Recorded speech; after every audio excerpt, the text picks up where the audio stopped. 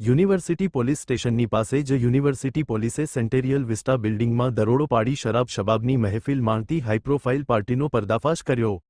University પોલીસના દરોડા દરમિયાન 30 હાઈપ્રોફાઇલ લોકો પ્રતિબંધિત પાર્ટી કરતા ઝડપાયા હતા। તેમાં લેડીઝ અને જેન્ટ્સની સંયુક્ત ધરપકડ કરવામાં આવી હતી। પાર્ટીમાંથી જાણીતા બિલ્ડરનો પુત્ર ફરાર થઈ ગયો હતો। ફરાર જાણીતા બિલ્ડરના પૌત્રને બચાવવા પ્રયાસો ચાલુ રાખ્યા હતા, પરંતુ પોલીસ દબાણમાં આવ્યા વિના ફરજ બજાવી રહી છે।